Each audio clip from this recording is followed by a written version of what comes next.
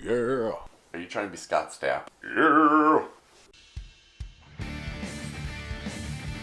Welcome to Backlot 605, episode 24. We are the premier South Dakota movie podcast. I am one of your hosts. I am Casey. I'm Brian. And with us once again this week is Chris. Glad to be here. He's glad to be here. Chris, why are you glad to be here? Are we talking about a favorite subject of yours? Star Wars. Talking about mother effing Star Wars. But why? Because this last weekend was Star Wars Celebration, so we thought, hell, we really haven't talked Star Wars on this show, like, at all. So we need to talk about Star Wars. And I would just like to point out that I'm the only one with the Star Wars shirt. I know, Brian dressed for this occasion. You can't see it, but he did. And it was totally by accident. Hey, you're doing one better than we are. Yes, I am. And even better, it's a Boba Fett shirt. Yeah, so with that being said, this whole episode is going to be Star Wars only. The only thing that's not Star Wars related is the box office. Because there's no Star Wars Because there's no Star Wars in the box office right now. So that being said, we're going to rank the Star Wars movies. And people are going to hate us for it. No, they're going to hate you. They're going to definitely hate me for it. Last Jedi... No, I'm kidding. We'll get to it. But let's start off with the non-Star Wars news. Let's start with the box office. Learn to talk today. Let's start...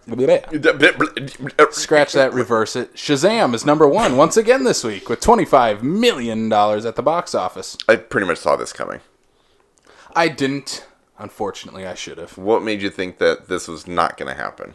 Just because, for me, it feels like Shazam has literally been out for a month. Only because we did see it 2 weeks in advance. But So for us, it has been a month. it has literally been a month. But, I mean, it just felt like it's been out forever. To the public, it's only been an extra week. Yeah, that's true. But, I don't know. I thought Hellboy might have snuck in there. But that 9% when it first came out on Rotten Tomatoes, that didn't help it at all. No, and from the couple people that I've seen, or that I've had the experience of getting some opinions on who have seen it, I've literally had one that directly said, I encourage you not to go see this movie.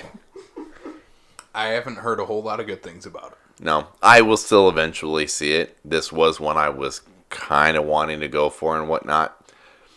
You know, typically I'm a, make your own opinion kind of thing. I'm not going to say, hey, listen to the reviews, something like that, just because, frankly, I've enjoyed movies that have a lot worse rating than this one does right now. As of right now, this exact moment, it's at 15. 64% of audience members have enjoyed it. Now that Rotten Tomatoes will start releasing those now that movies are out. So, I mean, a lot of the fans are liking it, just the critics are not. Granted, I have had one person tell me that this movie seemed like what you would see on YouTube as a fan film. And this feels like a movie that should have came out in the early 2000s or late 90s. It did. It was called Hellboy, and it had Ron Perlman in it. Exactly. Why are we doing this in 2019? But I'm pretty sure right now the studio's going, fuck, we should have kept Guillermo, and we should have paid him enough to make sure that he made his part 3. We should have got the Oscar winner to do his part 3. What? Have an Oscar-winning director who is into this weird monster-ish. No, that wouldn't work at all. Wouldn't work at all. But it's like having the horror guy do a Fast and Furious movie. Oh, shit, never mind. It worked. So at number 2 this week was a brand new release called Little. So this is kind of a reverse big. Is kind of what I would call it. It's not the first time something like this has happened. Okay, it's literally a reverse big with the title being Little. Wow, that was a stretch for you, wasn't it? Yeah, that was a stretch. Pulled in $15.5 million at the box office this weekend. Now, this is one that I did kind of not expect to beat Hellboy. No, I wholly thought that Hellboy would have taken the at least second this weekend, but no, Little snuck in there. No, and I legit think it has everything to do with casting Of Regina Hall in this movie. Yeah. Yes. Granted, the girl that plays the Little of her, from everything that I've read, everything that I've seen, for being a counterpart to her, is like top notch. Like they beautifully casted her counterpart. I believe she's on the show Blackish. Yes. That's where they got her from. You're correct. Yeah. So yeah, I don't know. I don't have much else to say about this movie. It's not a movie I would go out to see or anything I would want to see myself. So. I figured you would have been like, here, I need to go check this out 3 weeks ago. Well, exactly. No, not for me. Anyway, we're going to jump to Hellboy, which did pull in that number 3 spot this weekend with $12 million. The one thing I will give this, and this kind of goes back to what I've already said, though, is with everything that is comic books as of lately, I mean, we're going into the second official week of Shazam. We still have Captain Marvel in the box office. We've got Avengers coming up. You know, comic book movies are here, and they're going to be here for quite some time. I'm honestly just surprised, bad movie or not, that it still didn't draw in as much as it did. Yeah, I mean, Deadpool proves that our rating doesn't matter anymore, especially for a comic book movie. No, especially if you've got the right content. All right, so moving on to number 4 this week, Pet Sematary, sticking in that top 5, $10 million. Your favorite Stephen King remake? My favorite of the year. That's a lie. I was not impressed, but sticking around that top 5, no surprise. Horror and comic book movies tend to stick around that box office quite a while. The horror ones? Horror movies and comic book movies. Horror. Though, you know, I am looking at the box office here, and right now you're starting to lose some steam with your predictions. So we'll have to see if there's a little bit of an uptick here in the next week or so. Yeah, with Captain Marvel. So, but rounding out our top 5, Dumbo only pulling in $9 million. Yes. Is this a certified flop? What Dumbo is? Dumbo. What about? Do we have any international numbers or anything like that? I would have to look that up, but as far as domestically, it's not doing too hot. Well, neither did Alita, and it finally broke even. And neither one will get a sequel, Brian. I'm sorry to tell you that. So Dumbo's at $266 million worldwide. And it was a $170 million budget. Might break even. Yeah, I was gonna say they've made their budget back just in the foreign market. Plus, they'll still have home video though too. Home video. Home video. Check it out at your local Blockbuster. There's only one Blockbuster left. Yeah, so people in Washington, or if you're listening to the show, wherever the hell it is that where it is? Oregon. Yeah. All right, so that was the box office for the week. Let's move on to some Star Wars news. There's no Star Wars news. It was nothing going on this week. We didn't get anything from Star Wars. But we're going to first start off with Star Wars parent company, Disney. And they released a couple new things for Disney Plus and a little bit more information about that. Disney is going to sneak in there $6.99 a month. I still think half of what Netflix is charging right now. I do think that that's temporary. But, yeah. but even so. That is a great starting point, though. $6.99. It's a good, exactly. It's a good entry level point. They're going to get people, period. People, I mean, there's already been people on the internet that basically said, charge me $15, charge me the same thing that Netflix is charging me, and I will still pay it. I would pay $20 a month easily for it. How about you, Chris? Are you in for Disney Plus? I'm in. I'm guaranteed I'm in, and I know that the Star Wars movies are going to be on there, as far as I know. Mm-hmm. So that's nice. And Captain Marvel will be one of the first Marvel movies on there. Mm-hmm. So yeah, of the MCU. They're going to have all the Star Wars, all the Marvel movies, every Disney movie, probably except Song of the South. I know when they're like, every movie from the vault, I'm like, bullshit! They're going to have a majority of Fox movies on there. I already saw Simpsons will for sure be on there. Yeah, I heard about that, which that one actually that one took me back for just a split minute, just because of the kind of context and the kind of world we live in when it comes to The Simpsons is not very Disney-esque. It's The Simpsons. They're not that bad. No. Well, no, they're not Family Guy. No. But which they will probably also have on there because that's a Fox property. That's true. Yeah. So you're going to have Family Guy and The Simpsons on Disney Plus. Welcome to American Dad. That too. But the biggest news out of it, they're going to have the Disney Channel original series on there. Oh, boy. They're going to have your Kim Possible movie. They're going to have the Oh, God. I got excited because, the original Kim Possible series is awesome. But, yeah, not that movie. How can you judge that movie when you've never seen it? I've seen enough of it.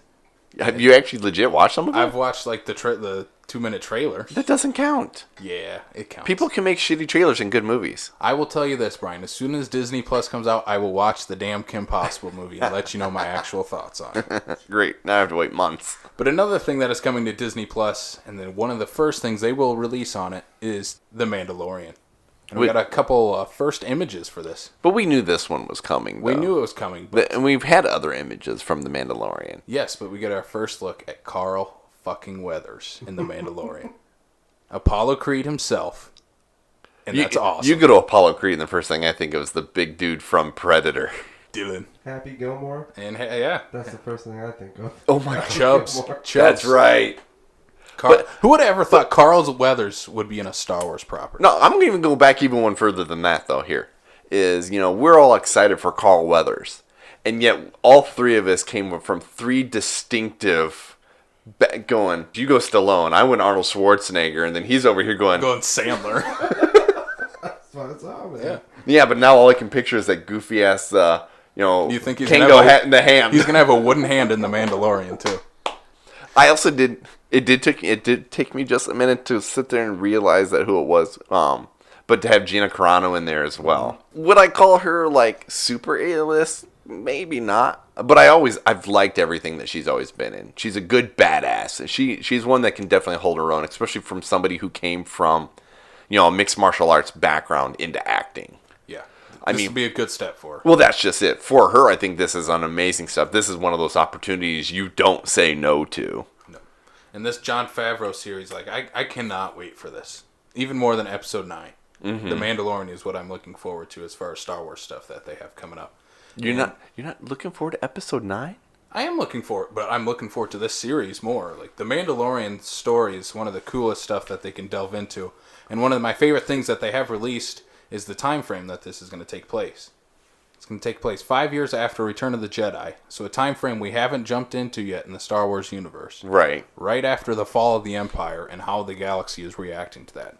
Good. I think that's going to be super interesting. It'll be good. It'll be nice. It'll be nice. It'll be nice. Another series that is coming to Disney Plus is going to be the Cassian Andor series. He was one of the main characters in Rogue One. But the big news is Alan Tudyk is returning as K2SO in this. And for me, I'm sold for the series now. Mm-hmm. He was my favorite part of Rogue One by far. Well, it's because Alan Tudyk is amazing, period. Well, like we have talked about on previous episodes, he just needs to be in everything. Yeah, exactly. He's got to have his highs and his lows just like everybody else. I mean, he did have Transformers, but he's also got Star Wars. All right, so we got a couple images before we get to this little trailer that the Star Wars dropped this weekend.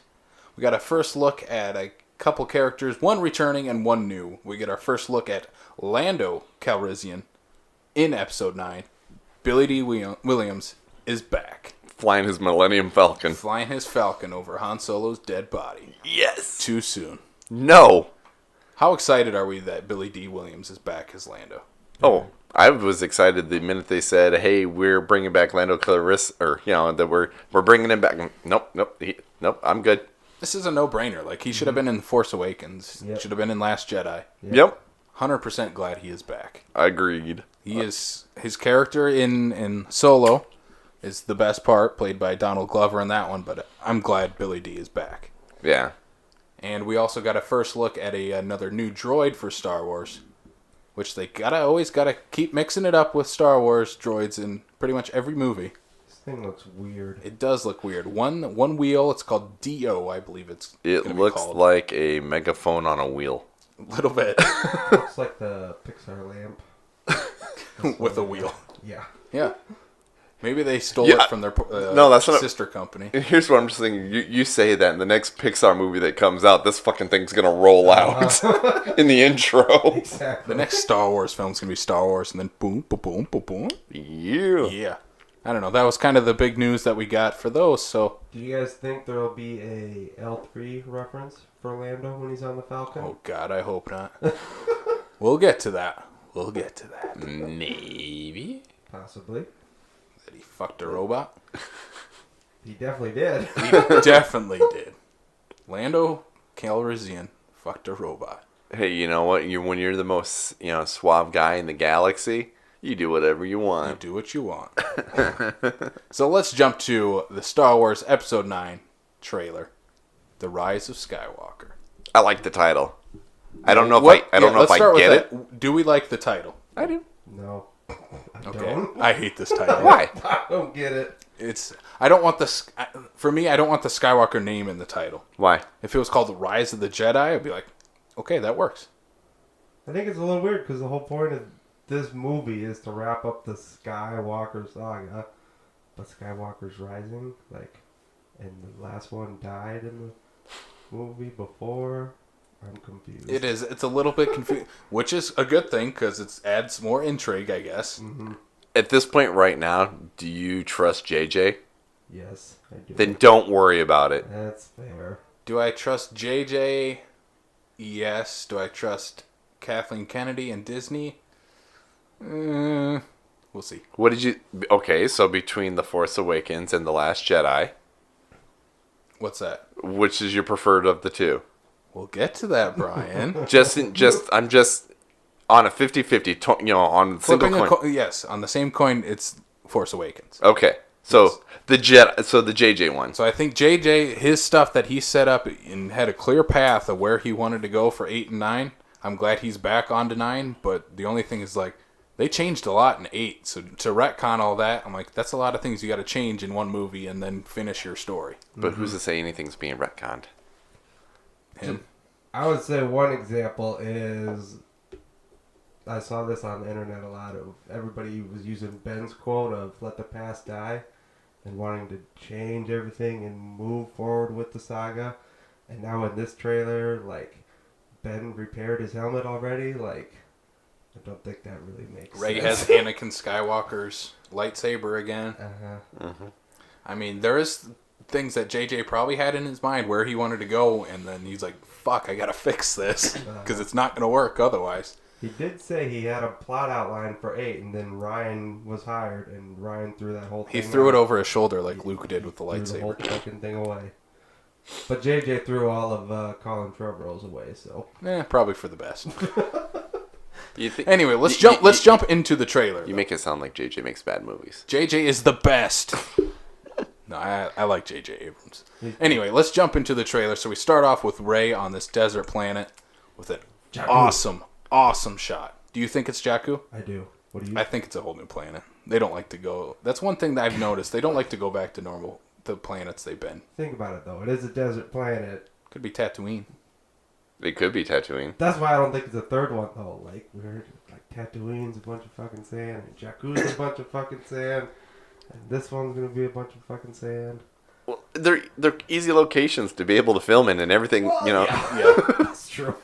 Where do It's we like get? either forest, ocean, or forest, freezing land, or sand. Like the rest of the world is covered in cities, so Yeah.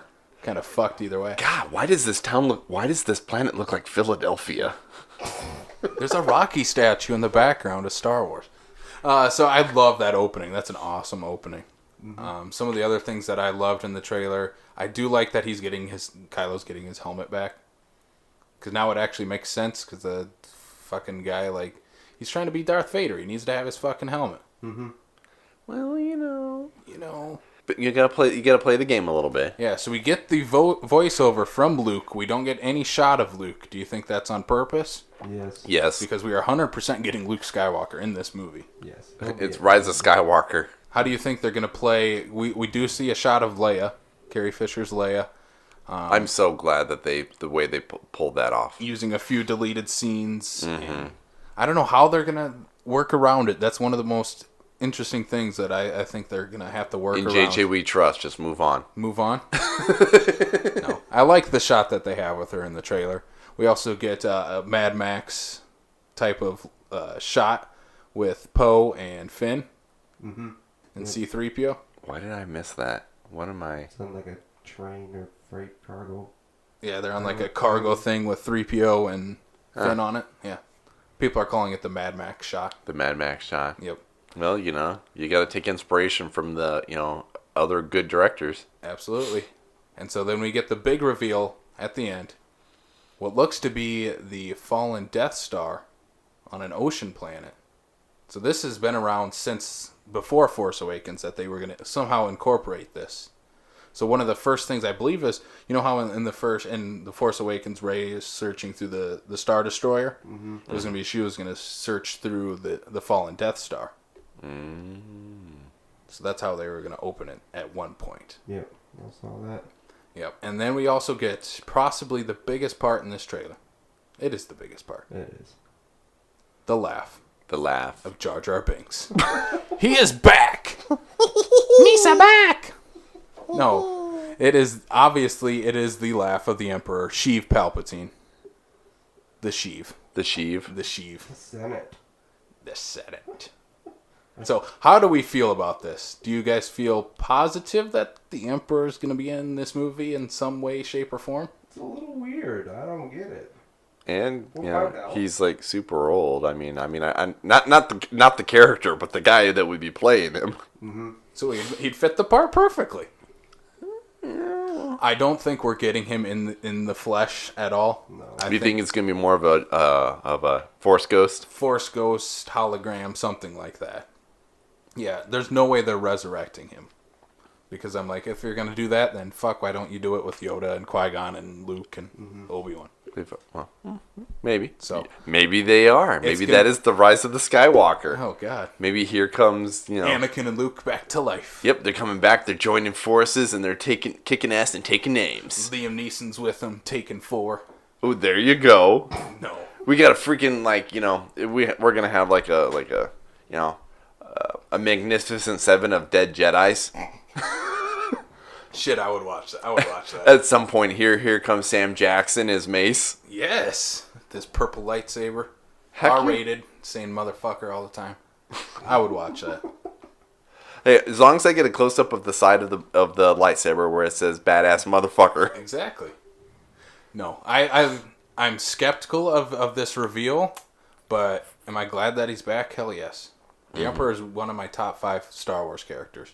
I came across a Twitter post where somebody was commenting about the Emperor's laugh at the end, and it put in there that it was like, I thought it was bound time to have Seth Rogen show up in a Star Wars movie, and they put his laugh over. I sent that to you. Oh my god! I literally, so the first time, if you guys haven't seen it, happen so bad. look it up on Twitter, like Seth Rogen as the Emperor. It's amazing. The first time I watched that, I literally started crying laughing. Oh my god, it was so great. It was the best. Props to whoever made that. Yes. Props to whoever thought of that before they made it. Yeah. Like, even Seth Rogen tweeted it, Yep. retweeted it. Yeah. If you're getting to the point where you're like, I need a funny laugh, what I need to... I mean, think of all the different iconic laughs you could potentially put in there. Like, instead of it being, the Emperor, you do like fucking like Pee Wee Herman or something.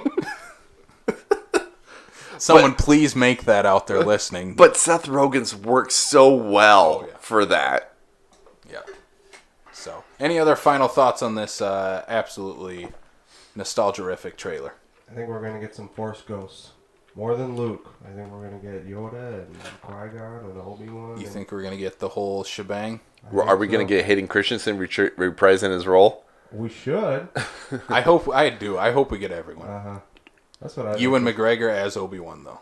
He has to be. What the internet told me is one of Luke's line is, "We have passed on all we know to you," and he's probably talking to Rey. Mm-hmm. So a lot of people think the "we" means more than just Luke, and it means all the Jedi that we've seen in the previous films. Oh, the Jedi.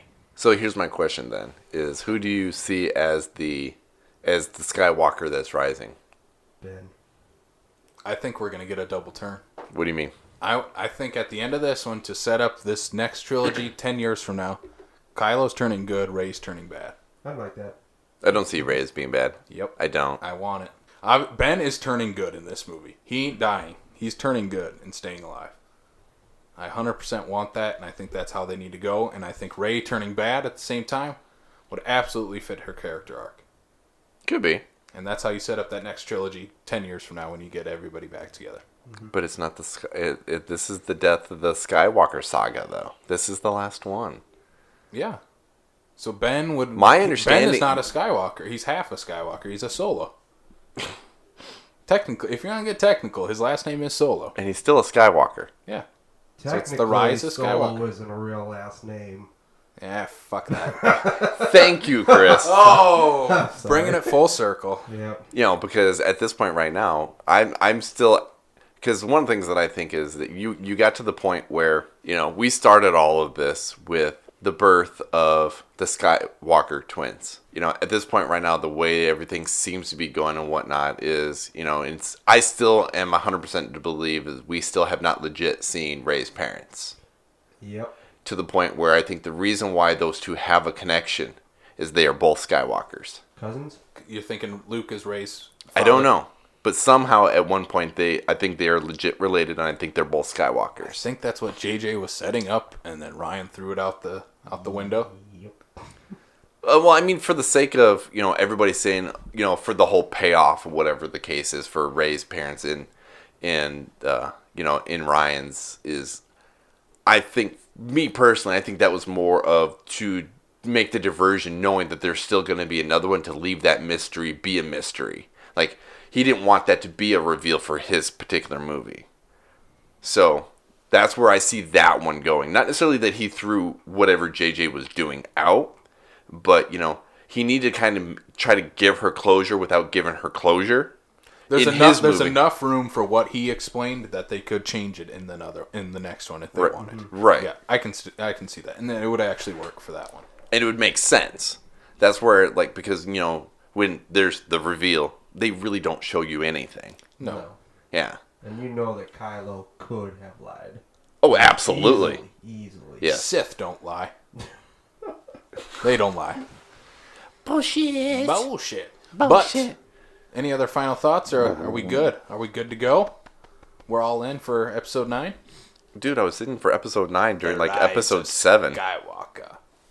I just enjoy, my Star Wars movies. Maybe not as much as you nerds across the way from me here, but All I want out of episode 9 at this point is just one good. That's all I need. And it's going to be 10 out of 10 for me. you don't want a episode 3 no at the end? From Vader? No. No, I do not need that. So, let's jump into this. We are going to rank the Star Wars movies, all 10 of them, because we didn't want to include the Clone Wars movie. That sucks, frankly. I haven't seen it. It's bad. It's definitely bad. For me, no, this one definitely won't make the top 10 either way. And we're not going to talk about the holiday special either, or those Ewok movies. God damn it! Hey, All of which I've seen. don't knock the Ewoks, bitch. Have you watched those Ewok movies? Have I seen them? Probably yes. Would have been a long time ago? Yes. In a galaxy far, far away?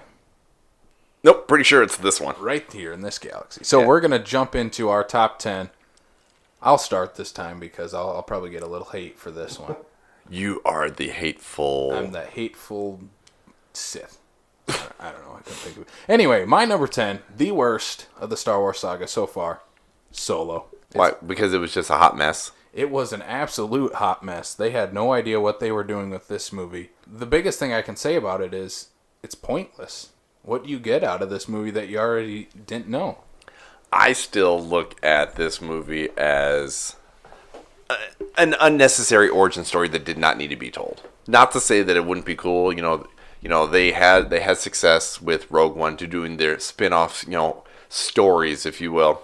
And it's like, okay, we want to do an origin story. One thing I appreciated about Solo is his stories. The things he told you. You were never 100% sure how much of it was accurate, how much of it was inflated, how much of it was ego. Original trilogy Solo. Correct. Okay, yes. Harrison Ford, to give him an origin, I think was completely unnecessary. Because, the whole, the 12 parsecs, all that kind of stuff, whatever. One thing that's great about that is it's all his story. So everybody's like, I don't believe you, I don't believe you. I didn't need to see that. No, and when it happened in the movie, I didn't know that's what the Kessel Run was. Yes. Once it happened, I'm like, what the fuck? That's the Kessel Run? Yeah, exactly. Like, what a major letdown. No. I think... Yes, you have heard these stories of the Kessel Run over and over, and even Chewbacca's like, yeah, okay, he did the Kessel Run, but he's lying about how fast he did it. I mean, the one thing I give Solo credit for is giving us the introduction of how we get Chewie and Solo together. That part, it didn't work for me. Him speaking Wookiee, I know that was in the Phil Lord and Chris Miller version. Mm-hmm. I just don't think that works at all. Yeah, I don't know, because he never speaks Wookiee again. Yeah, he never does it again. Entire series. Yeah, like, why would you set this up in his origin for him to never do it again? It would make more sense if he just talked to Chewie. And Chewie understood him. Yeah. So this movie, it just didn't need to happen. There's a lot of things you didn't need to explain. You don't need to explain where he got his blaster. You don't need to explain where he got the last name Solo. That should just be his name. Mm-hmm. The only positive I give to this movie is Lando Calrissian, besides fucking the robot. But Donald Glover as Lando, he kills it in that role. Oh, yeah. I would have liked to have seen just a Lando movie. I think that would have worked out perfectly. And seeing that, and again, I go with, you give us a known character, but maybe a lesser known character. You don't give us a core character. So, for the sake of, pretty much Solo, Luke, Leia, hell, maybe even Chewbacca, some of those ones, those like core characters should not have gotten, origin off limits. No. Mm-hmm. Like, his origin story is in New Hope. I mean, come on, look how that turned out for fucking Darth Vader. We'll get to this. Brian. But you get what I'm saying, though. It's like the core characters from the original trilogy should have been off limits. Yes. So one thing for me in this movie that kind of just did not make sense in the first time I watched it and in subsequent viewings is that bounty hunter character where they're on the sand planet and she takes off her helmet and it's just this chick. Mm-hmm. I'm like, it's built up to this big reveal. I'm like, it's just an actress I don't know. What, you just expecting like Ronda Rousey or something to pop out? No, I was expecting like Jar Jar Binks or like someone that we know to pop out. Like, it didn't make any sense. I'm like, who are you? This is the first time you've ever met this character, and it was built up like a big reveal. Maybe she will be back in the Solo movies that are not going to happen, Brian. So anyway, that's Solo. That's my number 10. Do you agree with that, there, Chris? Today, Junior. Shut the fuck up. Number 8 on my list. Ooh. So, Chris, what is your number 10 then? Attack of the Clones. That is my number 9. All right, well, let's talk about Attack of the Clones. Let's start with you, Chris. What is it about Attack of the Clones that you do not like? Look, I can't remember what video I got this from, but it was the great line that explained it perfectly to me. Is that, like, Phantom Menace was so bad, but then we make this movie, and, like, nobody said to George, like, dude, you can't do the same shit again. You're going to make another bad movie. What are you doing?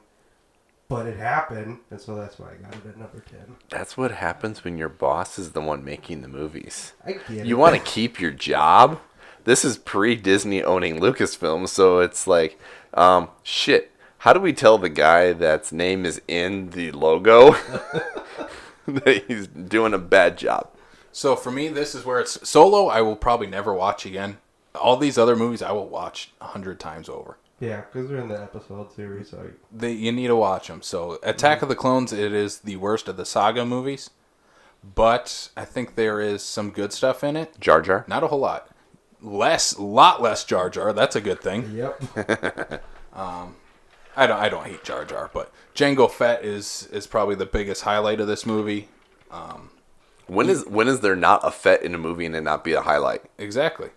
But Obi-Wan Kenobi is probably for sure the best character in this movie. Yep. Like his spy, almost like spy story where he's chasing down Jango Fett is like should have been just the focus of the movie. Mm-hmm. We also get introduced to Count Dooku, which I really like Count Dooku.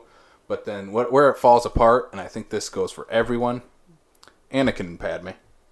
Yep. Absolutely horrendous dialogue. Twilight had a better love story than Attack of the Clones. Its biggest problem is that if you're going to compare love stories in Star Wars, you're going to compare it to Han and Leia in Empire Strikes Back, which was perfect. And so... Let's forget that there was a bit of an age gap here that was kind of just shoveled underneath the table from episode 1 to episode 2. There was an age gap with Han Solo and Princess Leia, too. By how much? Probably the same amount of time. Years. Yeah, about 10 years for sure. Yeah, because in New Hope, Han was at least 30 and Leia and Luke were 19, so... Yeah, you can't tell me that there isn't a bigger age gap than that. Oh, Padme. No, yeah. Padme is only like 16 or 17 at most in Phantom Menace. Anakin's like 8. 8, 9. Yeah, So it's a little roughly. about the same. About the same. So let's cast the like 30-something-year-old person and be playing like a 16-year-old. She wasn't that old. No, she was 18. She missed, as far as I know, she missed the premiere of Phantom Menace because she was doing her high school finals. if I remember correctly. How old do you think Natalie Portman is, Brian? Anyway, Attack of the Clones. Do you like anything about this movie? No. It's in the episode series. Yeah. Do you like the last fight on Geonosis? In the arena. In the arena fight. It's pretty good before all the Jedi show up and then after the Jedi show up. But then when the chase scene getting Dooku was all weird and CGI, and then Anakin versus Dooku is weird. Especially when the lights go out and they got him above their heads. It turns into a light show, yeah. It's a rave. Any sense. Yeah, it is. We get Mace Windu. We get Mace Windu in action. In a purple lightsaber. Decapitating Jango Fett. First of its kind. Making him his bitch. One of my favorite thing to come out of this is something that is not in any of the movies after. It's the character arc that Boba Fett has after this happens. So in the Clone Wars series, he legit takes his dad's helmet, must have pulled the head out or something, and literally rigs it with a bomb and nearly kills Mace Windu and Obi-Wan Kenobi at like 12 years old. Well, you know when you're the son of a bounty hunter. And it proves he is one of the badass bounty hunters in the galaxy. Maybe someday we'll see his face. We have seen his face, Brian. We have seen his face? He's a clone of Jango Fett. Oh, yeah. Doesn't count. Come on, Brian, keep up. I'm tired. He's tired. I've been up for a while. One thing that I think this is probably where I differ with a lot of people, is I don't think Yoda should have ever picked up a lightsaber. Why? I don't think he needs it. He's the wise old mentor. He doesn't need that. I'm fine with him using the Force to fight Dooku. He should have never picked up his lightsaber. It looks goofy, too, because it's so small. Like, oh, he's got Q-Will lightsaber. And he's still going to kick your ass. He's got Q-Will lightsaber. But yeah, it's not needed. I don't necessarily like it in this film, but I understand it because I do like it in the next film. See, the same goes for the Emperor. I don't think he should have ever picked up a lightsaber either. Well, I get it, yeah. I mean, I get that they're a point in their craft and in their ability that they don't need it. Mm-hmm. But at the same time, too, freaking watching Yoda just fucking like doing kick flips and shit like that. I mean, considering the time in which it came out, like the CGI, I get where it's a little rough. But like, no, especially you're going from puppet Yoda to CGI Yoda. But outside of that, like, I enjoyed watching fucking, little Yoda be like, because he's like the guy you don't want to be pissed off at you, because he will come at you and every swing you get is going to miss because you don't know what 2 feet you need to aim for. So would you two have preferred Puppet Yoda in the prequels for all 3 movies? If you couldn't have done the lightsaber fights with yeah. Puppet I mean, Yoda, I know why they changed it. I think it would have been dependent on what they were doing, because it's not unusual for them to do practical and special effects, And there's certain aspects of it where when he's not flipping and flying around and whatnot, he looks really good. Mm-hmm. I think it's more of the action stuff that they had a little bit of a problem with. But I mean, if they could have figured out a good practical way to be able to do it, to give him that. And I think one of the other reasons why they probably did what they did is because they were trying to essentially de-age him a little bit. And because he looks younger in Attack of the Clones than he did in Phantom Menace. Mm-hmm. Yeah. Which they have changed by putting CGI Yoda in Phantom Menace. But, right. Yeah. I get why they put it in, and I think all the CGI characters hold up. I think what doesn't hold up is the green screen effects in the prequel trilogy. Well, none of the green screen holds up. I think all the characters hold up pretty well. So is this one of the ones where you want them to go back and make some tweaks? This is where George could stick his hands into these movies a little bit. Go ahead. Yep.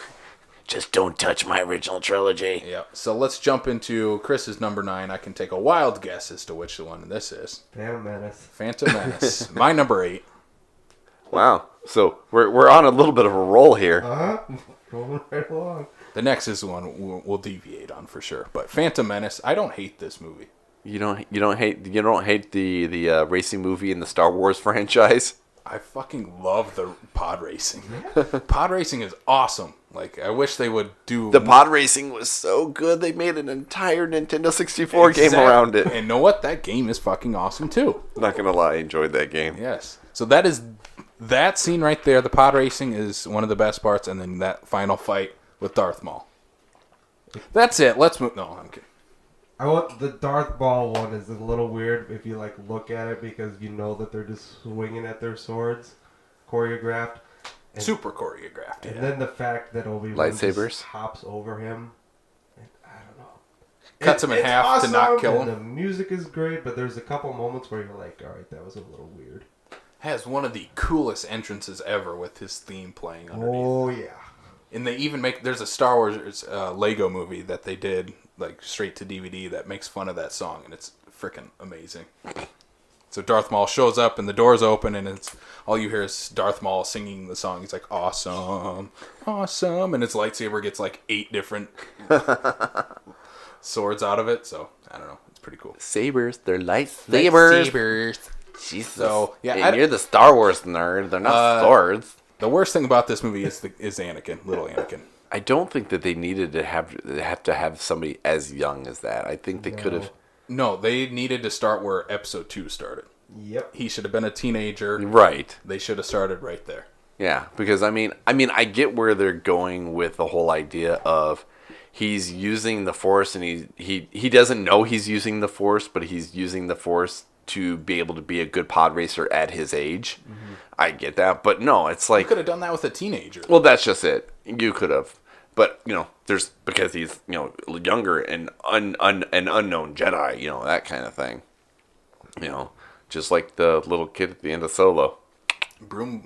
The broom handler or whatever. No, Last Jedi. Oh yeah, Broom Boy. Broom Boy. He's coming back in Episode 9. That's what they should have called it. Episode 9, Broom Boy. The Broom Boy. Yeah. I don't hate Jar Jar Binks. He's a total misstep for this series, though. But I don't hate him like everybody else does. But he's the side character that got way too much screen time. Yeah. The thing it didn't need was his fight at the end. Like, I wish one thing that they've kind of just wiped everything from Phantom Menace, kind of just out of continuity almost. Because I wish they would bring back the Gungan characters. I think they have a really cool design, cool concept. Like, they should bring that back in some way, shape, or form. Maybe that's what the Ryan trilogies will be. The Gungan trilogy. Yes. Ryan Johnson, please make that happen. No, it's not that I dislike Jar Jar. I just think, they're going for this, silly-esque character to kind of break up the darkness that was the political drama. And they were trying to have a little bit of a goofy character to help kind of break it up a little bit. And I think it was just a little too much. Like, I mean, his character design, everything like that was perfectly fine. I think, and hell, I don't even care about the voice aspect of it because that could be just his species. But the misstep, the stepping in poop. Well, yeah, stuff like that. The goofiness of it was completely unnecessary. It was. And another thing that I think is a big misstep and totally unnecessary is that Anakin creates C-3PO. Like, did that need to happen? Probably not. No, he should have just been Padme's servant robot or something like that if you wanted him in the movie. No, and with that I see is that that indirectly gives you the origin of C-3PO.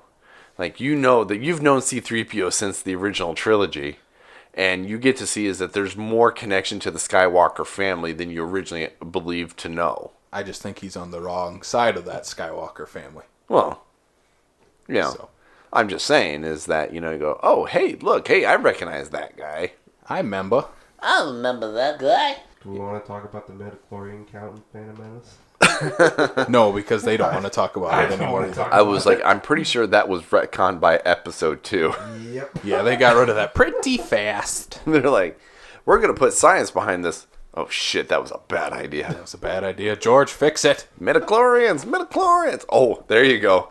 Episode 9, The Rise of the Midichlorians. Rise of the Midichlorians, yes. I'm betting our 7 and 6 are pretty close. My number 7 Dun, dun, dun, dun, dun, dun. is the first spin-off of the Star Wars saga, Rogue One. Oh my god. I think he's gonna fight you. I know, because he likes Rogue One. Shit's gonna go down. I don't. Rogue One is a great concept. The execution, on the other hand, leaves a lot to be desired. That final act is fucking awesome. I will not deny that. That is what that movie needed. But what this movie is missing is the thing that Star Wars has the best of. What's that? Characters. There is no character that I like in this movie. The character that I am most connected to is a robot. Not saying that's wrong. You're only fucking because it's Alan Tudyk. No, he is, even without Alan Tudyk, like, he is the best part of that movie. He has a character arc, and it makes total sense for the character. He's humorous. He doesn't take it too seriously. But what makes him work is that there is a character arc for that character.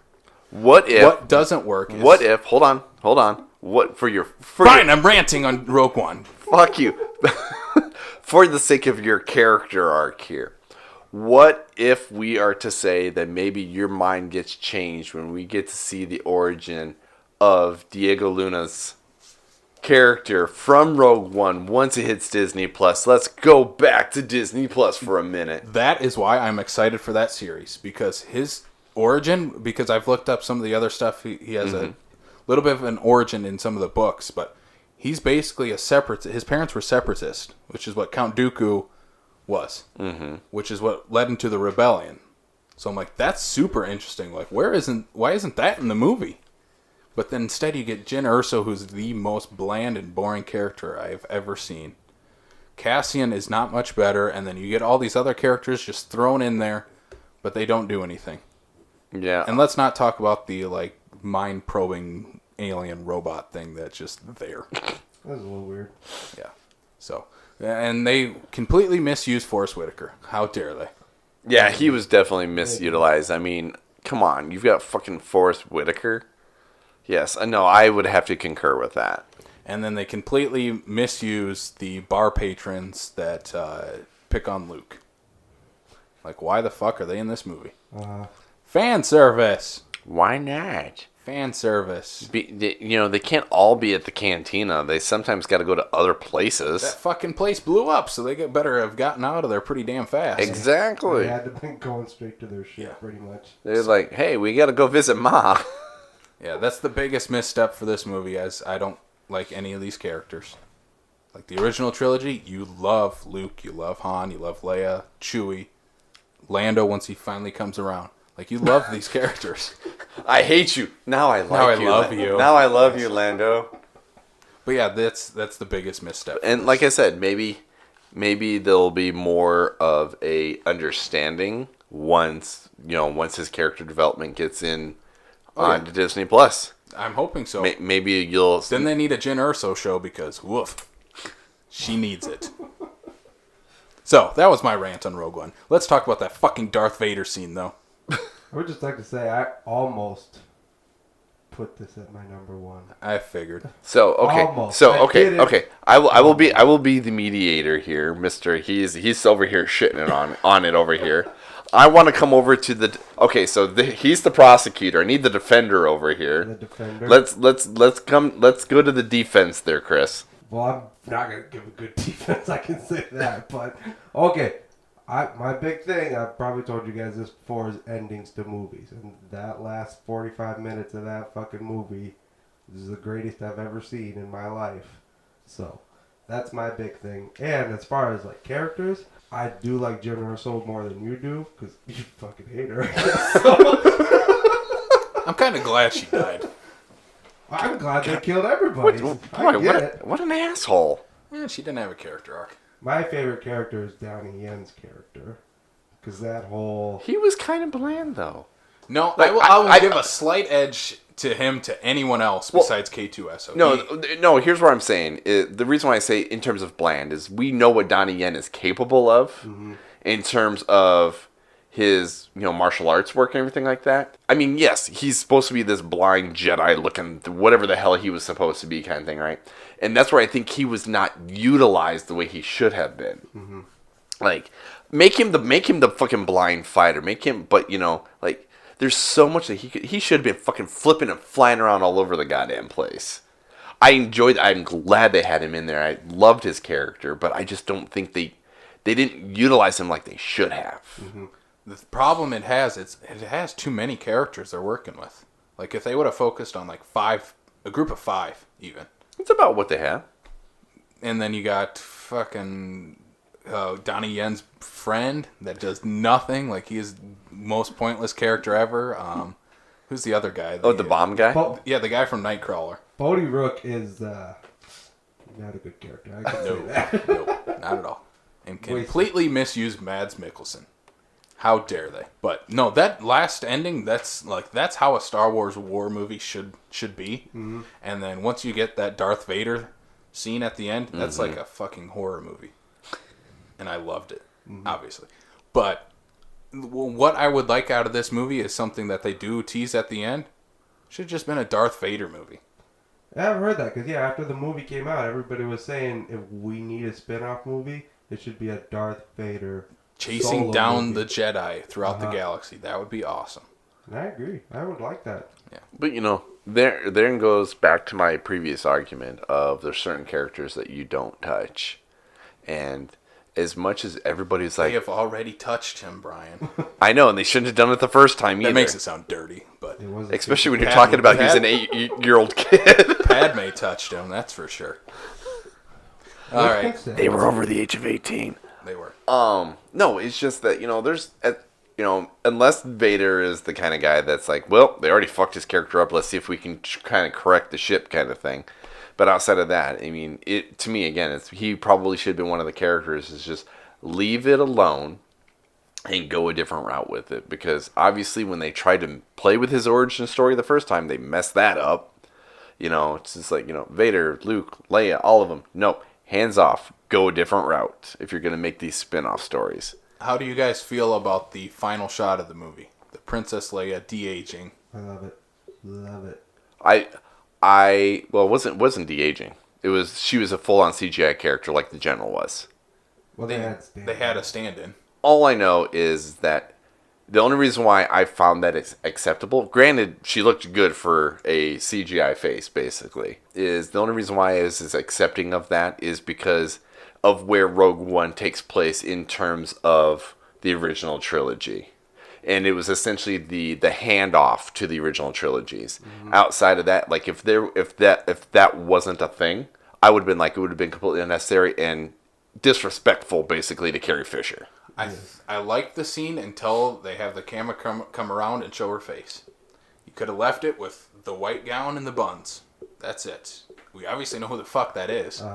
We've all seen Star Wars a million times. End it right there. They're probably like, we've already spent this money and all this, not de-aging, but in terms of CGI character of people who are alive kind of thing or dead kind of thing.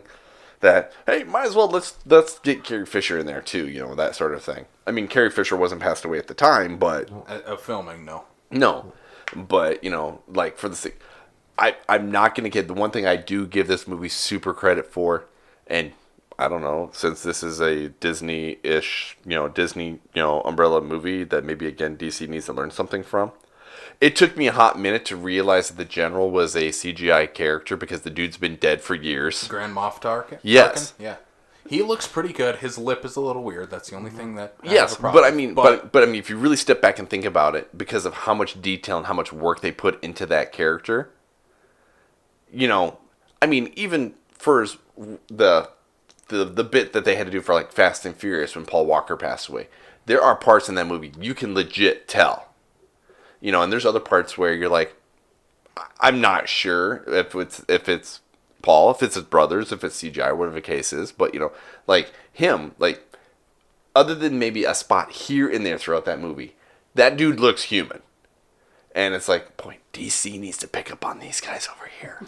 Yep. So, all right. I don't want to shit on Rogue One because it's high on Chris's list. I get, like, his positives outweigh the negatives. For me, the negatives outweigh the positives. Because you're a negative. I'm a negative Nelly. He just shits on everything. I could have put it as the worst, but I didn't. So, all right, let's move on to Chris's number 7 then. Revenge of the Sith. My number 6. There we go. Woo! So we're gonna round off the prequel trilogy right here. Wow, it's like you guys hate the prequels or something here. I think a lot of people do. Only the majority of, everyone that's a Star Wars fan. All right, Chris, so what is your take on Revenge of the Sith when it's not the date? Easily the best of the prequel trilogies, by far. It's basically just the ending that kind of saves it. Most of it is still just the kind of... You mean George, what are you doing? The of Anakin turning into Darth Vader and yelling no because he thinks that Padma is dead. That was a little weird.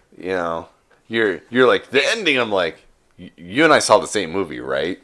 Well, I was more talking about the lightsaber fight. The Mustafar fight. Yeah. The Lion King fight. No, that's the planet Mustafar. No, I'm talking. I didn't say no, I'm talking about the fact that people have gone on, Yes. frame for frame for fucking Lion King here. Yeah. So, Revenge of the Sith, I love this movie. I think the only thing that I really have big negative of is the beginning is far too long, where they're rescuing Palpatine. Mm-hmm. It takes way too long for that to finally end. But I like all the lightsaber fights in this are really good. I do think Hayden Christensen is a major step up from episode 2 to 3. Oh yeah, a little bit. Just a smidge. Starting to figure that character out. I think if he would have gotten a third one, if we would have started with Hayden in episode 1, like he would have knocked it out of the park. Are you thinking Hayden might actually have a better career now if he would? I think he would have actually. Yeah. All the lightsaber fights are awesome. I love the Volcano Mustafar fight. Like I've said, I kind of enjoy the Yoda Darth Sidious fight that we actually get. Mm-hmm. And then once we finally get to that turn where Darth Sidious reveals himself and we get full-on Vader, that movie's just... From there on, it's like, yes, give me more of that. Give me more. I need more. You need more. Give me more. I do like it, and I'll definitely always watch it from here on out. But I still think there's just too much of that weird prequel dialogue and overabundance of CGI. And why I think the weird prequel dialogue works is because most of it is given to Palpatine in this movie, and he completely hams it up, and it's amazing. So over the top, and his voice, like, it's so easy to mimic after watching this movie. But giving him all that kind of cheesy dialogue absolutely works. Are you sure? It does. Rise, Lord Vader. Yeah, I don't know about that. Yes. I think this is one of those ones where it's getting to the end, and George is like, "Oh, fuck it, I'm gonna make money anyway." The end of the lightsaber fight is bad. Which one? Yeah, can you narrow it down? This is a Star Wars movie. Where he has the high ground? Yeah. High ground. That's pretty fucked up. Well, that's what I'm saying. It's like, it's the freaking, like, Lion King, and, it's just... The only thing that's fucked up is that Obi-Wan just leaves him there to fucking die. It's like, I cut off all your legs and your arm. Well, because you know what? You just burn, bitch. By this time, Ewan McGregor's like, you know what? Fuck it, dude, I tried. You know what? I'm done. You obviously haven't figured it out. You're just gonna lay there. Does he not kill it in that movie, though? Who, Ewan McGregor? Yes. Oh, I'm so glad he did not listen to his uncle and became part of the Star Wars family. Mm-hmm. I'm so glad he did not listen to his uncle. He didn't listen to Wedge? He did not listen to Wedge, and I'm so glad for that. Honestly, bad movies or not, if you grew up watching the original trilogy and someone came to you and said, hey, we want to offer you the role as Obi-Wan Kenobi in the fucking Star Wars, you don't say no. I don't care who you are. Like, if you're fucking Dave Bautista and said, hey, we want to have you be Obi-Wan Kenobi, bitch better not say no. That would never happen. It should. No. Because Burley. Since we're talking about Obi-Wan Kenobi, because of these prequel movies, Obi-Wan Kenobi is my favorite Star Wars character of all time. Mm-hmm. He's badass. He is badass. He has the most character depth to him than anyone else in the Star Wars saga right now. And I think, yes, Ewan McGregor absolutely kills it in these movies. Even with that rat tail of his? Even with the rat tail. That's one thing about, like, their gimmick that they did for the Jedi. Because I don't remember that shit in the prequels for whatever Jedi... or not prequels, the original. Because there's only one Jedi. But still, it's just like They should have given Luke a braid at least in Empire Strikes Back, is what you're saying? no. Well, at what Obi-Wan Kenobi, Allen Guinness where's his fucking little braid looking thing going on? Because that's for a Padawan. Yeah, is why you have Padawan's the all. braid. It signifies that you're a Padawan. Get with your Star Wars lore, Brian. And once you become a master, your master cuts off your braid with a lightsaber. With their lightsaber. Uh-huh. So awesome. So here's my question here, because ironically enough, I actually looked up the levels here because I used them as reference at work the other day. Where's Nightfall in there? Because the Knight is below the Master. That's the second one. Because it's Grandmaster, Master, Knight, and then there's Padawan, and then there's the one underneath. Youngling. Youngling, yes. Which he brutally murders a lot of. Fucking bitch.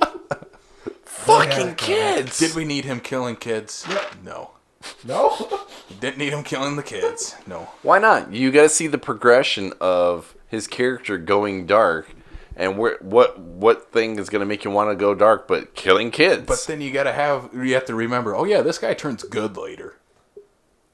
Yeah. Like, how do you want to root for him throwing the Emperor down a fucking shaft if you're like, oh yeah, this fucking guy murdered like 60 kids.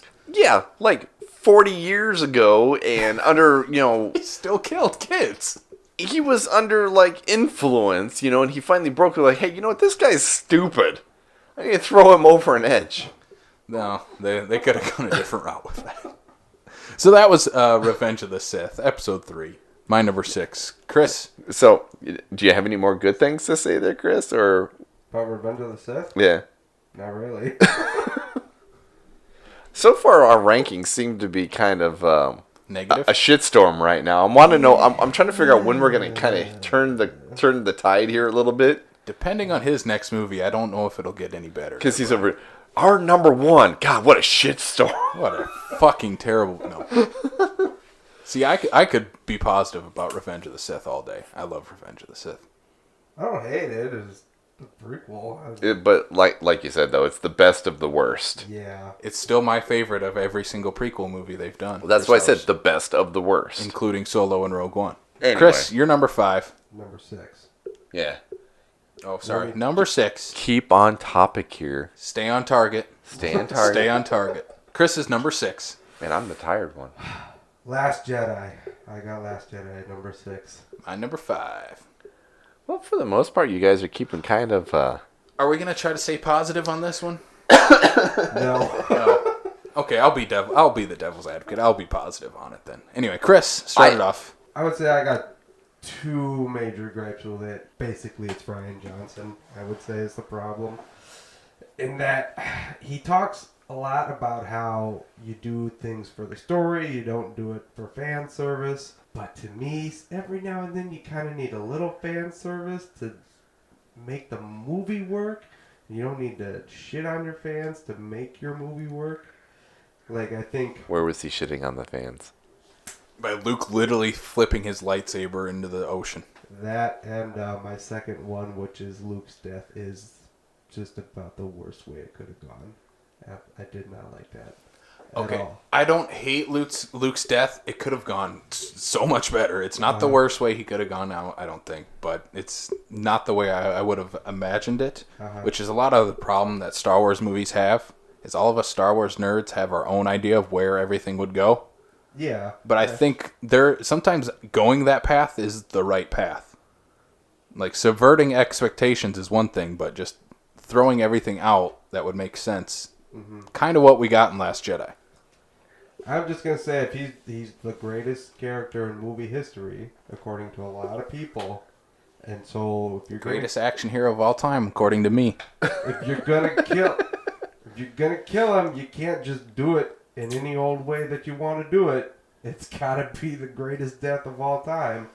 It doesn't have to go out guns blazing. I'm not saying that. Yeah, but what I think here is, anytime you've ever seen like just the death of one on their terms, it's been just kind of meh. Because look at Obi-Wan. He just kind of went whoop as he's in mid. Like, Luke, watch this. Yeah, he's literally in mid battle. They freaking throw a saber and he's just whoop. Obi-Wan's That's the sound effect it makes when it happens. whoop. Whoop. So I mean, frankly, I mean, if I'm going to compare Luke's, going into the Ghost World versus Obi-Wan Kenobi's, I'll fucking take Luke's. Yeah. I'm sorry. For me, that was freaking awesome in comparison. I'll take Obi-Wan's. Obi-Wan did it so that Luke could see his dad kill his mentor. That was the whole point. That was the whole reason why. Luke's was a total distraction to distract Kylo Ren in the First Order, so that Rey and the rest of the. I'm fine with Luke projecting himself to the planet. I'm not fine with that being the thing that kills him. That's the last bit of strength he had. Like, that's what he used it on. He had to save the others. His last heroic moment is that. And so maybe I'm not the pseudo Star Wars nerd that you obviously are. I'm not quite sure of Chris here. Yeah, I'm not quite sure. You're kind of leaning both ways here. I like the movies. I'm just saying some of them have been pretty bad so far. No. But what I mean is, like, some of the things that you give qualm to, I'm sitting here as maybe a fan on the outside, if you will. Like, I enjoy the Star Wars movies, but I don't 100% understand all of the lore and everything that has been created into this universe, right? But, like, no, watching Luke Skywalker take the fucking, lightsaber and go, fuck it, and throw it over his shoulder, I laughed my ass off. I thought that was great. Because that was Luke Skywalker going, you know what? I don't want fucking anything to do with this. Leave me the hell alone. There's a better way to do that, though, than just him just throwing it over his shoulder. That's totally not how The Force Awakens ended. That's not what was going to happen. He could have grabbed it and been like, handed it right back saying, I'm not doing this. And then walked away. Like, that would have still gotten the same point across. Instead, it's like, oh, I'm going to flip the lightsaber out because fuck you fans. Like, I mostly like Last Jedi. The major problems I have nothing to do with Luke or Rey or Kylo. It's Finn and Rose. All the Canto Bite stuff and her, I'm not gonna. So they had all the stupid stuff about fans like threatening her. I'm like, fuck those guys. Then it's a character. Like, if you didn't like the character, who cares? Like, in that respect, that's just stupid. Like, any fan that's going to do that to anybody, again, it's one of those things. I'm going to go back to the idea of, like, hey, if Dave Bautista's offered a role as Obi-Wan Kenobi, you don't say no. If someone comes up to you and says, hey, we got this character, her name is Rose, we want you to be in Star Wars. You don't fucking say no. I mean, you get a little weird cameo from, Benicio del Toro, Very weird, but fucking unnecessary.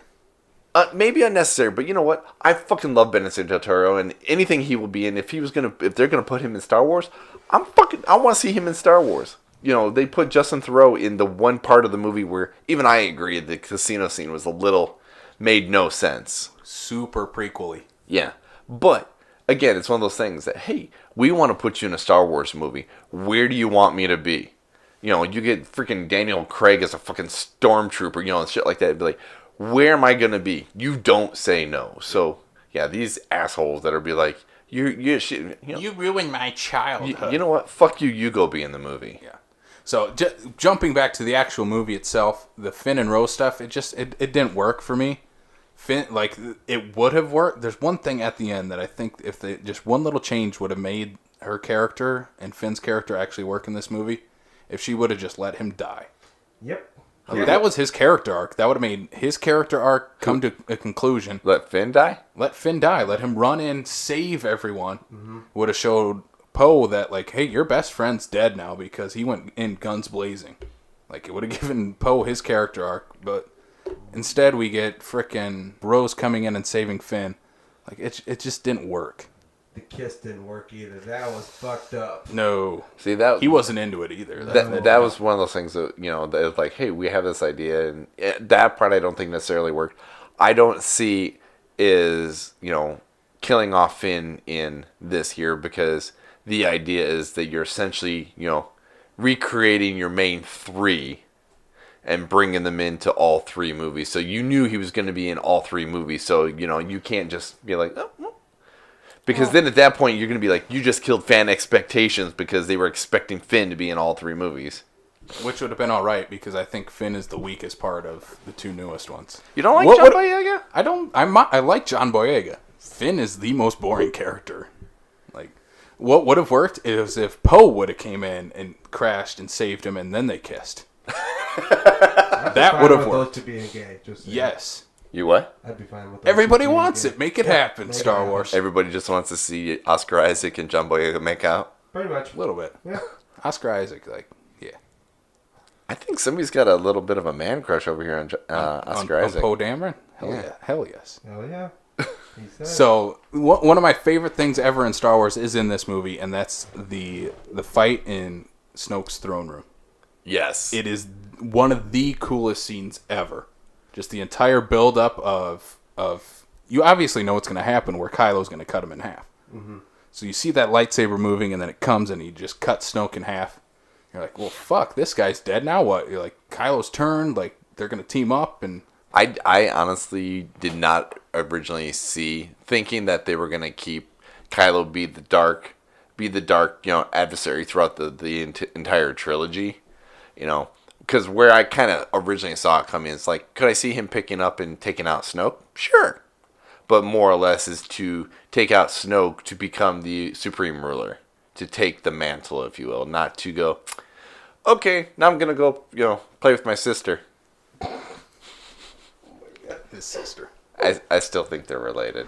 I think they're related too, but I would hope they're not brother and sister. Why does it make that shirtless scene a little more awkward? Yeah. Oh, that shirtless scene's already awkward. His pants are pulled up way too high. Me and Brie were talking about that, about how that would just make the sexual build up in this movie just a little weird. It would make sense though because Luke and Leia kiss. Yeah, so it's not like Luke and Leia didn't have some incest thing going on either. Bree it would said work that for Star Wars. Bree said that to me too, though, and I'm just saying, incest is not cool. Like, we can't be okay with that. Hey man, It's 2019. No. We can't be having incest. It doesn't matter. It's long ago in a galaxy far, far away. Like if they want to hook up and they're brother and sister, let them do it. Maybe it's different. Maybe it's different in a galaxy far, far away. All right, we're gonna get in trouble here. So Sure. let's move on. So Last Jedi was Chris's number 6. Oh, Yeah. and I would just like to point out, and I know that you guys are going to hate me for this here, but I also enjoyed Luke's, dust off my shoulder. I hated that, but then the next part I really like, where he says, "See you around, kid," That was great. because that's what Yeah. Han always said to Luke. So no, the dusting off thing is not Star Wars. Just at all. usually, No, bring it on, bitch. no. So that's my number 5. Chris, what is your number 4? My number 5 is Return of the... Your number 5. What am I doing? Get your You're shit. like one ahead of me and I'm one behind. All I don't right, know. so Chris is number My 5. number 5 is Return of the Jedi. He is a Jedi. The Jedi. Where you got that one? We'll talk about it. Oh, that's your favorite Number one. 1! I was going to say, I remember you saying that I on a previous fucking love podcast. Return of the Jedi. Anyway, So, Chris. so Return shit of on the his Jedi. number one. Yes. shit on the No, Ewoks, now please. that we're in the top 5, I'm done shitting. He's done shit. I'm all done. He's like, I'm all done shitting out. This is a good movie. This is a great movie. I really like it. Nope, I got no problem. I mean, the Death Star 2 thing's kind of, treading same water. Again, stuff. Yeah. this would be like what, the second, third, This was fifth, the second time, and then you get to Starkiller Base. We get to the third, and right? Yeah. Yeah. How many times can we blow up the same big building that looks like a planet? I'm good with the Ewoks. I got no problem with the Ewoks. I love the Ewoks. I don't care.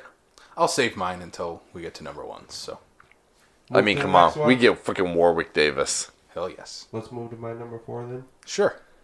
Force Awakens. You're number 4. That's my number 4. Same thing. We're treading the same water. Fucking Starkiller Base. Yep. Why can't we just... Why do we have to have a Death Star? I don't get it. Let's just move on.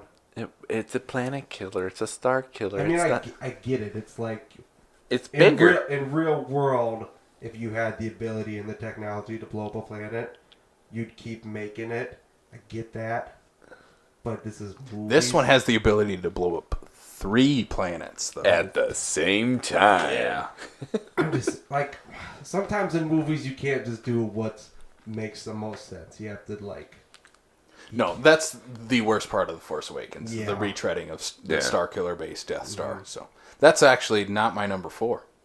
My number 4 is A New Hope. So Force Wow. Awakens is ahead of New Hope for me. But fuck, they're all great. Yeah. This is super hard to rank. Uh-huh. But A New Hope, the slight reason I would put it behind Force Awakens is I think it takes a little too long to get going. spend a lot of time with 3PO and R2-D2 at the beginning of the movie, and Luke's kind of a whiny bitch. He was a young kid. He wanted to go to Tashi Station to pick up some power converters. He wasn't as seasoned as he was by the end of the movie. He should be seasoned. He lives in a desert. Like, he should have been a little tanner. That's true. Anyway. We don't know what these suns are like compared to our sun. Yeah, I'm two just of 'em. saying. Yeah, but maybe the UV rays just aren't as harsh. But there's no denying, A New Hope is one of the greatest movies ever made. That scene alone where you're talking about, where he's staring into the twin suns, I get chills every single time I watch that. Would you say that's the greatest use of music? Ever? Yes. Yeah. Mm-hmm. I would say Just so. the music, the shot, the acting by Mark Hamill in that scene. And especially for a Perfect. young kid at the time.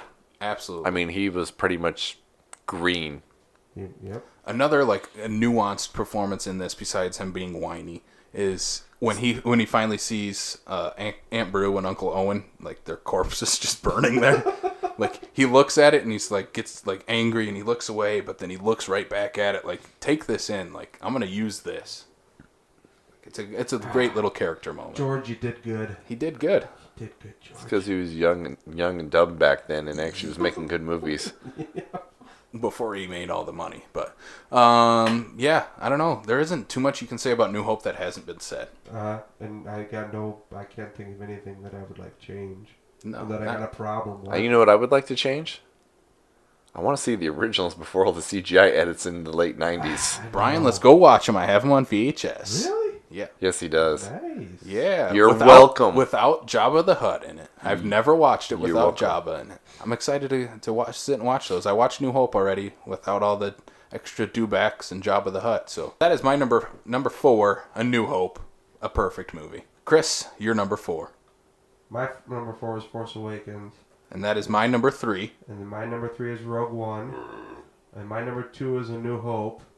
So I think the only movies we got left to talk about is your number 1, which is Return of the Jedi, and my number 1, which is Empire Strikes Back. Yep. So Empire Strikes Back is my number 2. Return of the Jedi number 1. Let's just start with Empire and then go to Jedi. So Empire Strikes Back. It's the perfect middle chapter, as everybody always says.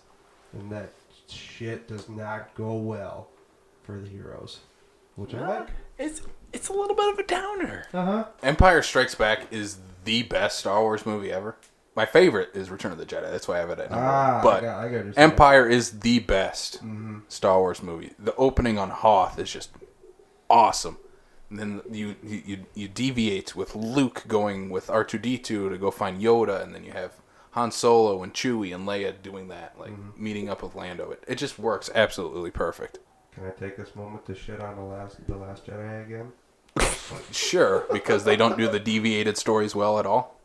They don't. That is true. But at the end of The Last Jedi, like, Poe and Finn and Rey are all fine. There's nothing really wrong with them. The Resistance is pretty fucked, but those 3 are fine. Nothing bad happened to them. And the reason Empire Strikes Back works so well is because Luke's got his hand chopped off. He just found out that this mass murderer is his dad. Hands frozen in carbonite. She's probably fine, but although she did lose Han, so that Lando's an asshole. bit of an asshole. I got one thing that we'll talk about before, but that's just my comparison. Is that Empire Strikes Back took the 3 leads and tore them down. The Last Jedi, not so much. I would say. No, and that there is a reason people call middle chapters the Empire Strikes Back of this series or this series, because this movie does that. It tears every single person down. You know, it doesn't make them anything less than still a great character, but it makes them go through these struggles. Like Luke's journey in this movie is perfect. You know, everything on Dagobah with Yoda, like all his training. And then him going into the woods and finding that, you know, the mask of Vader and cutting off the mask and that it could be him. Like, that's awesome stuff. Getting chills just talking about that scene. I love that scene. Nerd. That is a perfect example, because when you watch that scene, it's really, really weird and kind of jarring. And you're like, oh shit, Vader's there. Like, But it works. In a lot of other movies, they kind of do a weird scene but it doesn't work. No, this absolutely works. Everything in this movie works. This is where we get introduced to Boba Fett. Like the most badass bounty hunter in the universe. Not if you have the 2011 version of A New Hope. We don't talk about that. But this is where we get badass Boba Fett. He's just standing there with Jabba in the other one. But like Boba Fett, like he's an actual character in this movie. Return of the Jedi, he's just standing there again until he gets his ass kicked. Well, So isn't that what Boba does? He just stands there.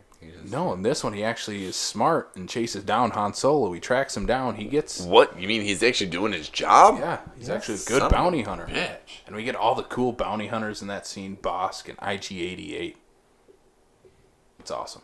I don't go as deep cut as you. I'll say that because I don't know those people. And Dengar. I'm pretty sure Bosk. Dengar's the guy with like the toilet paper on his head. Bosk the is white The scales. dinosaur kind of looking guy. Scales. Yeah, IG-88. It's the robot. Tall robot android bounty hunter. Yeah, okay, I know that. Dengar's the white guy with the white wrap. Yeah. Wasn't IG-88 in The Mandalorian? Yes. Yes. Oh, okay, I was gonna say. That one. Hell yes. You know who's gonna voice him? I don't remember. Taika Waititi. Oh yeah, Taika. Taika! Yeah. Again, probably somebody where he's like, well, I'm already in the Mouse House. Would you like to be in Star Wars? Where would you like me, please? Mm-hmm. And he's directing A few episodes. Yeah, one or two. Yeah. Yep. Yeah, because there's a few people. I mean, think of what Bryce Dallas Howard's directing one of the episodes Yep. where you're like, excuse me? That's where I hope the feel is. They're gonna take that kind of the atmosphere of Empire Strikes Back and put that with the Mandalorian. So, any other positives? And we then wanna you throw out? realize that Taika is directing one of those episodes, so you might want to throw that right out the window. He's going to subvert expectations just like Ryan. No. Any other positives that we could always throw out at I got Empire? two more things. One, Vader Luke has the best start to a Jedi fight ever because they just start. Like, Vader shits on him with 2 lines and then they go. Whereas in the prequels, it's like, let's talk, and then we'll talk some more, and then we'll talk, and then we'll fight. One of... But we need to talk about this, Chris. We need to have an We intervention. need to just talk it out. No. I don't think so. Here's one part where they weird do not... shit. This is one part they do not talk it out. And it is probably... might be my favorite Star Wars thing in every single movie is when those doors open and you see Vader on the other side of the table and Han immediately grabs his blaster and starts shooting that motherfucker. Like, he does not wait. He just shoots. Like, that's Darth Vader, the biggest badass in the galaxy. Han just whips out his gun and starts shooting. That's because Harrison Ford was sick that day and he just didn't want to have a sword fight. Okay, Indiana Jones. Nice reference. Reference. Good job. So what is the last thing you want to talk about on Empire? That Lando is wearing Han's clothes after he just got frozen to death. And Family Guy points that out. Yep. I mean, I get it. That's probably the only clothes on the ship. I understand. But it's a little weird. But he had his own clothes, too. I know. It's a little He couldn't get into the cabin, go get his capes. Get his capes, Yep. you know. I wonder what happened to all those capes that were in the Falcon. Han Solo's probably like, fuck this. These don't look good on me. Sold them for spices or something like Right? that. All right, let's move on to my number one. Chris, where was Return of the Jedi on yours? 4? 5? Yep. He's So- way down the list. He says, fuck you, Casey. No, Return of the Jedi is fucking awesome, and no one can deny it. The Ewoks, I love. Chris is denying it. It says so right there. No. He but said from 5 to 1 is like great. 5 down is good. That's Isn't that usually kind of how those work? Yeah. I guess. So for me, what puts Return of the Jedi over Empire as far as my favorite is that I love the conclusion to this entire story and saga with this. I love the kind of mini movie we get at the beginning with Jabba and saving Han. Like, it's just it has nothing to do with anything else they're going to do in this movie. But they it's got to just- get him out of They the. have to get Han out, so why not make it a fucking awesome little adventure that they go Yeah. on? Mm-hmm. And I love You're like, it has nothing to do with them. Like, no, it kind of has everything to do with it. But in terms of what Luke has to go, like, Luke could have still went and fought with the Empire and fought Vader without Han. Mm-hmm. But it's you have to get Han back in the story, and I think they do it. They Perfect- need his perfectly. buddy. And we get Jabba the Hutt. And they give Han something to do in the movie, which I'm glad they did. Because, like, when Leia comes back to I'm going to shit on The Last Jedi again. He's like, shit, I'm coming full circle. When Leia comes back after her coma, she doesn't do anything the rest of the movie. Han comes back, and he does a lot in Return of the Jedi. Sort of. Enough. He leads the mission. He does something. He shoots his blaster. He leads the mission. He shoots his blaster. Yeah. What do you think about the when he taps the stormtrooper on the shoulder and then he runs from That works because it fits Han's character. Yes, Where it doesn't work with Luke wiping off his shoulders because it doesn't fit Luke's character. I disagree. I know. I disagree. I picture an old man who's just fucking said, Cranky old fuck, man. just fuck you all, I'm done. Yeah, I love everything that they do with this. For some reason, I don't know why, I'll jump back to Solo really quick, is that why does Woody Harrelson have the same mask that Lando wears when they're infiltrating Jabba's palace? I figured it was just a prop on the Falcon. On the Falcon that's still been sitting in there? I guess.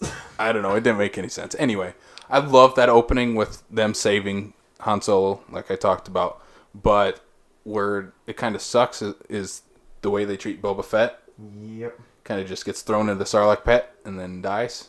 Do you think he's alive? No, he's definitely alive. Yep. But Boba doesn't just, get eaten by a great big, sandworm and, kind of does.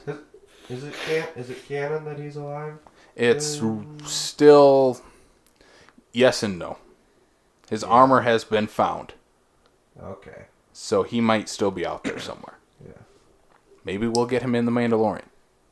Fingers crossed. Anyway. Dun, dun, dun, dun. So, for some reason, people shit on the Ewoks because they think they're furry little cuddly teddy bears. They are cute little cuddly teddy bears. They are, but they fucking eat people. And you know what? Brian, they eat people. I don't care. I have a cute and cuddly Ewok at my house. I want an actual Ewok. Like, I think that'd be the coolest thing ever. Oh, an actual living, breathing Ewok? Yes, a little Wicket running around. That'd be Hell yeah. awesome. Yeah, except I think I'd be afraid he might, like, in the middle of the night, come with a spear right to my throat and kill me and eat me. So I love the Ewoks. The part at the end where they're celebrating, the fall of the Empire, and they're playing drums on Stormtrooper helmets. I'm like, they ate those Stormtroopers. Definitely did. They ate them. Like, could you imagine that? There's definitely a cutscene or something out there where they're all the Ewoks are serving everybody meals. And Luke and Han and Leia just like, yeah, we're good. We don't eat this meat. I want to know which one of the Ewoks is the grill dad, where he pops open the grill and there's a couple of stormtrooper kebabs or whatever on there. And it's Couple of stormtrooper arms and he's over there with his apron on and his baseball hat. How many do you want, son? Pink or no pink? He has to kiss the cook. Like pink or no pink. I was like, they're all human. They're all pink. Yeah. I love the fact when the Ewoks they get a hold of the AT-AT or ATST. ATST. ST, and they're over there and they just fucking trying to get in there and it's all just shooting all over the place. I don't know. Everybody likes to shit on the Ewoks and how they fight. I'm like, it works. No, I mean for Stormtroopers have always been a bad shot, so Yeah. it makes sense. and for someone like me, if I do my math correctly, if I remember when that one, because that would have been, was that 83? 83. I was 5. So if I'm going to be watching a Star Wars movie at the age of 5, you're goddamn right I'm going to latch onto those goddamn Ewoks. So, maybe that's why, because I know for absolute certainty, and I don't know if it has anything to do with the Ewok movies, because I do remember those as a kid. Not good. But is that, hey, I still have my, 1983 stuffed Kenner Wicket with the freaking sash thing, or whatever the hell you want to call that thing. To this day, he's mad that he's old, but God, by damn it, I'm 40 years old, and I still have a stuffed animal, and I'm going to keep it to the day I die. Still have your Wicket. Yes. He may not be worth much, but he's worth everything to me. Have you guys heard about what George actually wanted instead of the Ewoks? The Wookiees. Yeah, he wanted the Wookiees, Yeah. but it was going to cost too much to give everybody a Chewbacca suit. Well, yeah, it's because he didn't have the CGI like he does now. Yeah, with Revenge of the Sith, which we eventually do get. Yeah. So, but hey, It all worked out. Hey, he need, he worked with Warwick before. He's like, again, hey Warwick, do you want to be in a Star Wars movie? You don't say no. One thing I'm wondering why they haven't done this. They have fan service everything else except Ewoks. Where the hell are the Ewoks? I'm not gonna lie, that does piss me off. A little bit. Maybe we'll get them in the Rise of If we're going to Skywalker. Death Star 2 location, we're going to get some Ewoks. I hope so. Although JJ has said he does not like Ewoks. Boo, JJ. We don't like you anymore. He likes JJ, you just took a step down on my list. He really, really hates Ewoks, I'm pretty sure. Why you wouldn't want to hate Can't the hate Ewoks? the Ewoks anymore. Come I on. don't know. Return of the Jedi gives me my 2 favorite side characters in Star Wars. Admiral Akbar and Nien Nunb. Which one's the second one? Lando's co-pilot. Oh, yes. Oh, yeah, definitely. Yes. Yes. Nien Nunb and Akbar get totally shafted, though, when we get to Last Jedi. That's another thing I didn't like. They blow them out the window, and we never... Actually, Nien Nunb is still alive. Yeah, they blow Akbar out the window and just Akbar's never mention it. I'm like, this is Admiral fucking Akbar. And they just kill him. And they just kill him and never talk about it. Well, you know. Yeah, it's just No, that's it's no... just- You know. It's And just then they Akbar. replace him That with- death upsetted me more than the Luke one. Like, this is the guy that led the rebels to the second Death Star to destroy it, and they just throw him out the window. Yep. Well, they threw Leia out the window, too. But she Supermaned her way back in, so Yeah, because she's a Skywalker. This is not a good scene. Not a good scene. it's kind of rough. It's rough. Yeah, it's a little rough. Any final thoughts on the Star Wars films? Brian, you didn't make a list, so what is your favorite Star Wars movie? I like them all in different ways, and yes, there are ones that are better than the others, but as a collective, I mean, in something that is as much of a massive franchise as these are, when you start getting into ones where there's so many movies involved, I have a hard time ranking something. And this would be the same as like ranking Fast and the Furious. I would even go as far as to say as if you were to, like, say the Rocky movies, if you include Rocky and Creed together and everything like that together, of how many of those there are, you know, is that being that these are a collective experience where you know, for the most part, these are movies that you basically have to consume as a whole to get the full story. It's not just a one and done. We're out. You get 2 hours. That's it. You know, these are literally 24 hours worth of movies that pick on everybody. So honestly, that's one of the reasons why I didn't, because, well, frankly, I know YouTube are going to have a heyday anyway. So I'm just going to sit over here and appreciate the mass nerd things going on over here. But I don't know. I mean, So your favorite is the Phantom Menace. no. Do you have a definitive number 10 by chance? Worst. It's not that I didn't like Solo. I just think it was unnecessary and it was clunky because of all the problems that they had. Yeah. Phantom Menace for me is the aspect of, you know, if you're going to start getting into the origin of Darth Vader, I think they started way too early. You didn't need to start him as an 8-year-old kid. I think that would probably be beyond like my end of meh, you know, kind of thing. Every single movie, though, has its highlights and everything like that. You know, I might not like the Phantom Menace, but without the Phantom Menace, we would never have gotten Darth Maul. You know, there's things about, you know, Rogue One that we don't get, but we get to see how they finally, how did they get the plans to the Death Star so we could start Episode 4. There's those things that interconnect them in a way that, you know, there's some movie franchises that just, they don't do it. Come on, I've got 8 Saw movies, and, you know, there's a lot of fucking loopholes. It's the first time I've ever heard Saw compared to Star Wars, so thank you for that. But for me, Star Wars is just on a whole Friday the nother... 13th, Nightmare on Elm Street. Let me just get into your horror franchise there. I don't know how they compare to Star Wars. Star Wars for me is the franchise of all time. Like, nothing else compares to it. And I think I rate these movies far differently than I would any other movie or saga or anything else. So Star Wars is always my go-to, and I'm glad we could finally talk about Star Wars on the podcast. Granted, at some point here, I do hope either digitally or freaking Blu-ray or something like that. I'm 40 years old and I don't even remember what the originals look like anymore. I wouldn't mind that just being maybe even a bonus feature. Give me as an alternate cut, something. I don't know. I mean, come on. They need to give us back the originals. Disney, now that you have Fox, make this happen just for Brian. Just for me. Just for Brian. All right, so that was our talk on Star Wars. We talked a lot about it, so we probably won't talk about Star Wars until Episode 9 comes out. Probably. I'm gonna call it right now. Bullshit. What? We won't talk about it for 2 hours like we did now. But we will do a full, just like we have done with the Marvel movies, we're going to do a full spoiler episode on Episode 9. Look forward Of to course that we will. in December. Why would we not do that? We wouldn't. We would not. We would not, because I love Star Wars, and we all love Star Wars. The end. Are we gonna? Never mind. No, we are gonna plug some of our shit because we always got to do that. So Are we gonna plug our shit? we're gonna plug our shit, Brian. So plug your shit while I plug my shit and talk about a couple not shitty dudes. I don't know where I was going with that, but Oh my god, dude. gotta give a shout out to our buddy at Fat Dude Digs Flicks, Andy. Andy at Fat Dude Digs Flicks. He is an awesome guy, does awesome movie reviews, so check him out on Facebook, Twitter, Instagram, do all that fun stuff. Check out Blake and Jameson on Midwest Movie Talk, a couple other South Dakota folk that like movies.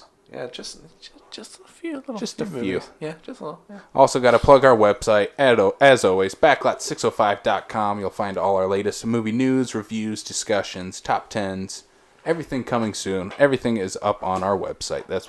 That is our hub for everything. Now that I fixed it. Now that Brian fixed it after he broke it. I broke it good. I'm glad I figured out how to fix it. You can find us on Apple Podcasts, Spotify, Stitcher, Google Play, and YouTube. You can find us on social media on Facebook, Twitter, Instagram. You make me so proud knowing that you can actually get through that in one shot finally. I remember. All the time now. Anything you guys want to plug that you got coming up soon? Anything at all? I have a great article that I don't know when I'm going to write it, but the title is going to be Top 10 Horror Films from the Opinion of Someone Who Doesn't Like Horror Movies. Ooh. I like that. I don't know when it's coming, but it's coming. It's coming. And I know why you don't have a tentative date for this. Because I don't want to watch any horror movies to refresh my memory. Yep. You're going to be like, I need to watch 10 movies. Shit, this is going to take me 10 years. Yeah, I don't want to do that. So coming in, 2029, Chris's article. So be on the lookout for that coming in the next decade. We also got to plug next week. We are going to be joined by Blake from Midwest Movie Talk. We're going to be talking about the 5 best remakes of all time. Was supposed to be in honor of Hellboy, but Yeah. So about that remake. yeah, we're still going to talk about the best ones because, hey, we need to stop shitting on movies for a little while. We need to talk about some good ones. So look forward to that next week. But until then, this has been Backlot 605. Thank you, Chris, for joining us talking about the Star Wars. Thank you. Star Wars. Brian. And we'll see you next time on the Backlot of South Just Dakota. cut me off there, you asshole.